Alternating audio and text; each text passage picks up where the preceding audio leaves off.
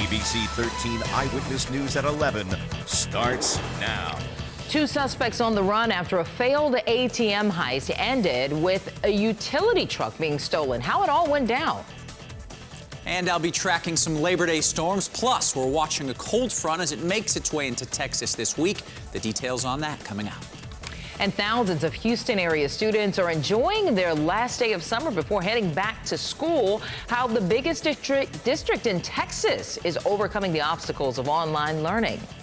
And good Monday morning and happy Labor Day to you. I'm Samika Knight in for Art and Melanie. And we began with new audio of the moments after alleged ATM thieves stole a Centerpoint utility truck. 2 Centerpoint employees are still behind the business if somebody wants to make contact with them.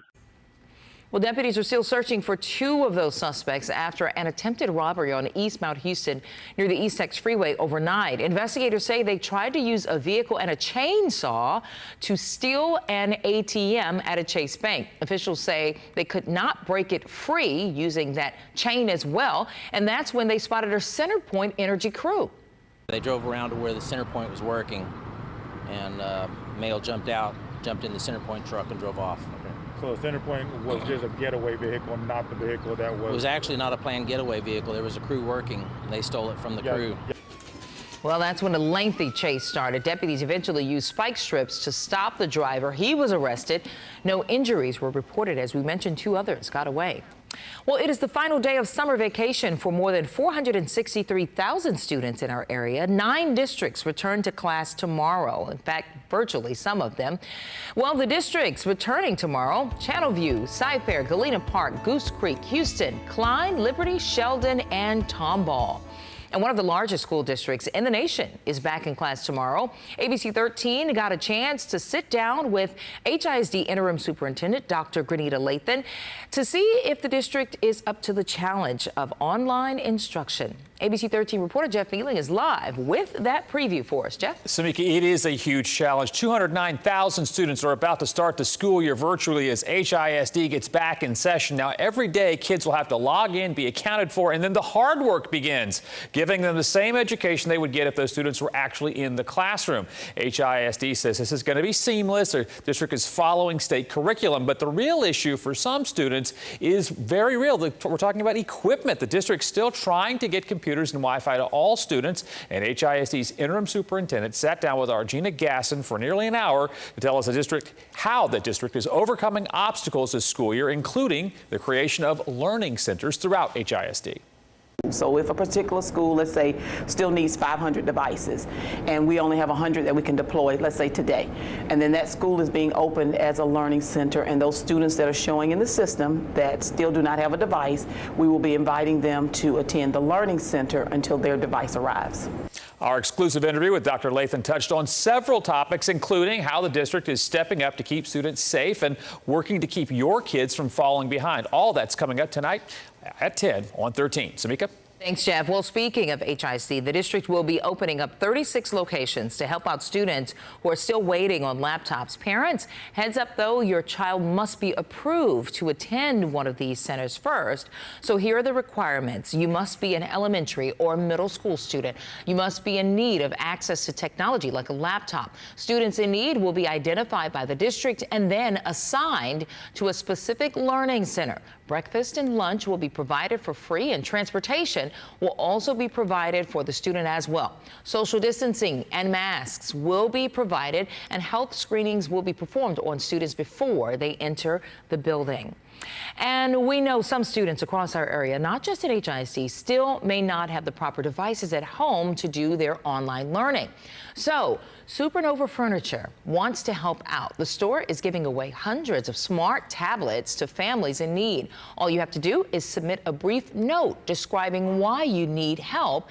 And you can do that right now on abc13.com. We have a link for you to apply. Head to abc13.com and you can get to their site. All right, HISD is making sure students don't worry about being hungry while virtually learning as well. Starting tomorrow, the district will be serving curbside meals for students or parents to pick up.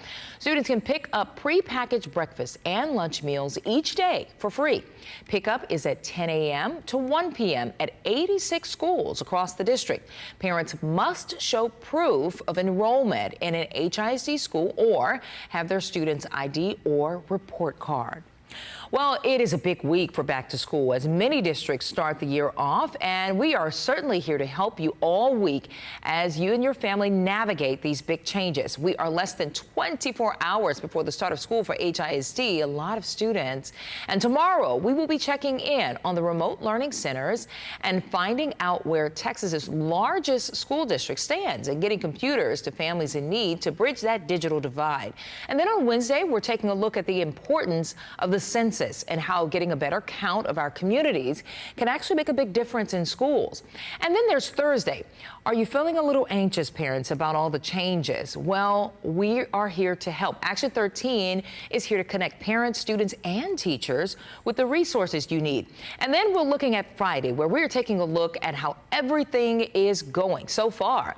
We're grading our schools and then issuing report cards as we look ahead to the rest of the year. Well, turning now to the COVID-19 pandemic in Texas, the total number of cases is now more than 638,000. But the good news here is an estimated 543,000 people have recovered. The positivity rate statewide is at 7.54% in Houston and Harris County. The positivity rate is currently 9.7% there in Harris County. In fact, 7.54% in Houston. Mayor Sylvester Turner has said he wants it to remain below 5%. Well, the number of confirmed cases topping 27 million worldwide right now. In fact, overnight. In the U.S., experts say this last day of Labor Day weekend could set the tone for the entire fall. ABC's Stephanie Ramos has the latest as millions of students head back to school this week. This morning, as millions enjoy the Labor Day holiday, packing onto beaches in New Jersey, trying to beat the heat in California, health experts warning if proper precautions aren't taken, a weekend of celebrations could mean weeks of COVID consequences. So there's a considerable amount of concern in the United States now about what's going to happen over the Labor Day weekend. Following the 4th of July, following Memorial Day, we saw these surges coming up of cases. Dr. Anthony Fauci telling Global News those packed indoor spaces are the perfect setup to transmit the virus. While in the Lake of the Ozarks, they're closing out the season with large crowds again after those packed bars and pools raised concerns over Memorial Day. In fact, the mayor's saying while they normally see 5.4 million visitors a year, they've already hit nearly 10 million, and it's only September. We had our best summer ever. It's a busier than normal Labor Day. But colleges are cracking down as cases rise. Indiana University promising possible sanctions after these images emerged of young people partying on boats. 33 of the school's fraternities and sororities are already in quarantine. NYU announcing that 20 students have been suspended for violating COVID-19 policies, and the university now investigating this. Hundreds of young people seen partying near the NYU campus this weekend. Northeastern going a step further, expelling 11 students who gathered in a hotel room and refusing to refund their more than $36,000 tuition payments. And that was Stephanie Ramos with ABC. Well, back home, there will only be one Houston COVID-19 testing site open today on Labor Day. It's at Minute Maid Park in Lot C. It is open until 4 p.m. and can administer 2,000 tests each day. All other city test sites will reopen tomorrow. All right, well, Labor Day, like none other this year, as we know, there are many of you who still need assistance during the pandemic, and we understand why. So here's a reminder. The rental assistance program through Baker Ripley is still open. So there's no longer a deadline. Renters can apply at any time for assistance of up to $1,900. Mayor Sylvester Turner says the applications will remain open until all of the funds have been used, and they are urging everyone to apply, even if their landlord does not sign up. Now, we do have a link on how to apply at abc13.com. All right, let's check on this forecast. A little muggy out there, Kevin. Yeah, it's definitely warm. It's humid, and this afternoon it's going to be downright hot. So be ready for the heat if you do have any of those outdoor plans. Also should be ready for a chance for a shower or storm. We've already seen just a few pop up here in some of our coastal communities. Quickly went back down. But as we move into the afternoon, we're going to see more in the terms of storms, higher coverage, higher intensity as well. So that's something we're going to be watching for. Right now, though, Galveston, you see the cloud cover, and already these beaches getting pretty crowded. I imagine in the next few hours it will be even more so the case. It's hot out there, 87. Sam mentioned it feels even hotter. Look at that feels like temperature, 99 degrees. Yes, it is indeed very muggy. Current temperatures across the area, mid to upper 80s. We've got 87 currently in Houston. Feels like temperature in Houston at 95 already. Now, we did talk about this heat here. It's 97 as a high, but look where we're going, at least in the right direction here over the next couple of days. Feels like temperatures, of course, significantly higher. Feels like 105 today. But we've been talking about this front that's been moving across the country. That front will be moving into Texas and looks like it'll be stalling out or weakening here across central Texas. That doesn't mean we are going to say scorching hot. We still do get some impacts from this. I'm going to talk about what exactly we can expect coming up in just a bit. Thanks, Kevin. Well, ABC 13 is partnering with the United Negro College Fund to raise awareness and money for historically black colleges and universities. The organization is putting on a virtual walkathon, but you can choose to go biking or even dance right in your living room. The UNCF fundraiser is September 19th at 1 p.m. And of course, you can sign up at abc13.com or the ABC 13 News app. Well, massive wildfires raging across California. Look at that. Thousands of acres have already burned and hundreds of rescues have already happened. Investigators say they now know what started one of the bigger fires in the southern part of the state. And a disappointing finish last night for the Houston Rockets. What head coach Mike D'Antoni had to say about that loss. It's a hard one. And looking ahead to Game 3 of the playoff series against the Lakers. Clock at 5. Anthony Davis, double team, finds James. James spins, puts it up, puts it back up by 8. Oh, the Houston Rockets couldn't quite keep up the pace last night during Game 2 of their playoff series against the Lakers. Man, I stayed up and watched this one, too. They had the lead entering the fourth, but LeBron James and the Lakers kept the pressure on, scoring 27 points in that last quarter. 27 points. This is what Rockets head coach Mike D'Antoni had to say after the game. You know, they had their will was better than ours in the first half. And then it took us a while. Now that maybe they played from desperation and we didn't, you know, we'll have to address that. But we got to match their intensity the whole game. Otherwise, you don't beat good teams like this. So we'll be ready next game. I didn't think we were going to sweep them. So it's a 5-game series. Whoever wins 3 out of 5.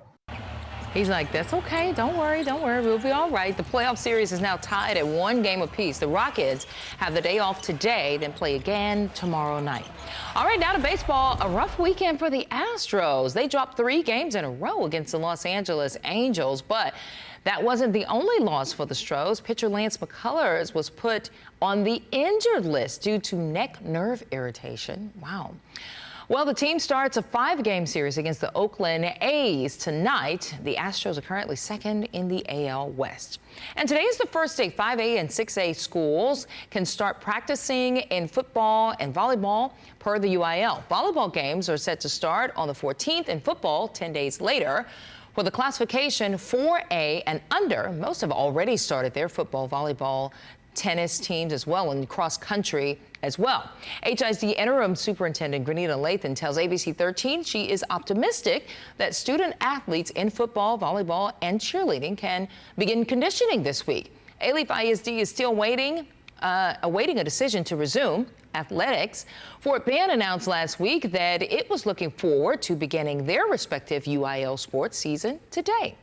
And then a look at Manville High School and Alvin ISD. This is a live look. In fact, our sports team is there right now talking to coaches about getting together for the season.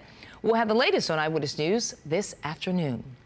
All right, 11:16 now. Now to the very latest on that California wildfire. In fact, many of them burning out of control. So far this year, more than 2 million acres have been scorched. Over the weekend, a state of emergency declared, forcing thousands of people to evacuate. Sunday morning, 200 people were rescued as a wall of flames surrounded a campground in Fresno. Look at that. Can you imagine being inside that wall of flames? 20 people were severely hurt. 1 second we were on the boat to go get ice for our ice chests. Less than 30 minutes later, the fire completely engulfed everything. Firefighters across the station are battling 24 major fires. The most recent in San Bernardino, dubbed the El Dorado fire, was caused by a smoke grenade used during a gender reveal party. It has burned more than 7,000 acres. As of now, that fire is only 5% contained. And then in Colorado, the Cameron Peak fire is making some neighborhoods there look like Mars. Look at that. The fire started in the mountains more than 3 weeks ago. Over the weekend, it exploded, growing 10,000 acres since Saturday and forcing several communities to pack up and leave. The fire has burned more than 34,000 acres. It is currently only 5% contained. My goodness. All right, well, we are checking in now with Kevin Roth on this Labor Day forecast. And what do you got? I thought we'd do a little grilling. What do you want? I got the grill ready, the Labor Day grill ready to go. What do you want? Hot dogs. Hot dogs. Boom, you got hot dogs. You want hot dogs, we got hot dogs. We got burgers, we got corn, and we got a whole lot of heat. 97 degrees plus a 30% chance of showers and storms. Going to talk about not just the Labor Day forecast, but the whole week ahead. It's coming up. Keep it here.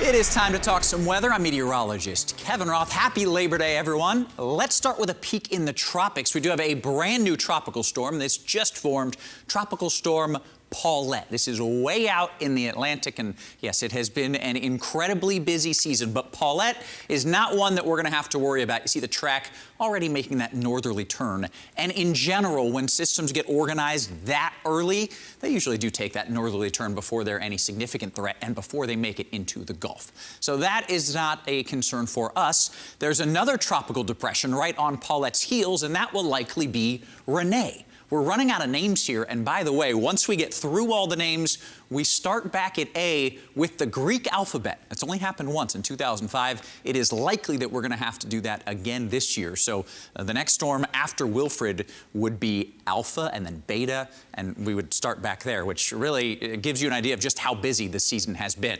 Live look in Houston right now. I see the cloud cover out there. That's about it. We will see some showers and storms developing, especially in the afternoon. Peak heating, we're going to fire up more of those storms. Similar story here on Tuesday. You see, yet again, you head into the afternoon, there are some of those storms developing.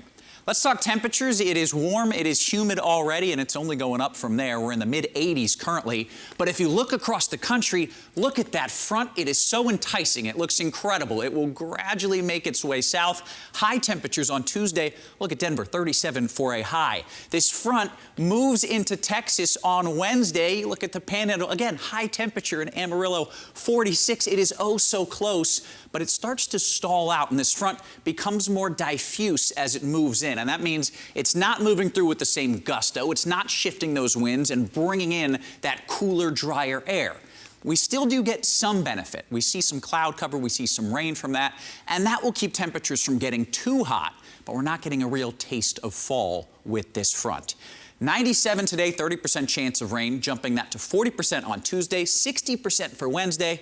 Notice these high temperatures are falling a bit, so it's better than the upper 90s for sure. Lows could be dipping into the upper 60s or low 70s, but still, you look at this whole forecast, nothing about that is screaming fall weather. Keep it here. We'll be right back. Well, we know it's Labor Day, and many of you want to head to the beach, but you should know that there are still some restrictions there is on Galveston Island due to the pandemic. All right, so Galveston's beaches will stay open. However, the north side of the seawall from 25th Street to 37th Street will be closed. The mayor says if beaches do get too crowded, the city will try to reroute traffic. All right, we are checking in with Kevin, and boy, you have a visual for this. Helped me so much, Kevin. Yeah, I really do think this is important. You know, rip currents are a threat that a lot of people don't realize. A lot of people don't exactly know what it is, but it is a current of water that takes you out away from the beach. And if you are caught in one of these rip currents, you don't even know it. It's not like there's a sign that pops up that says you are in a rip current, but you're trying to swim back to shore and you're not making any progress. If that happens, you are in a rip current that will literally carry you out and you cannot swim against it. We had 2 people drown this weekend in this area. Be aware that rip currents are very likely an issue today as well. If you think you are in one, swim parallel to the shore, then back in. Don't fight the rip current. What a great visual. Gosh, I hope we have that at abc13.com, Kevin. All right, thanks so much for joining us. Have a great Labor Day, everybody.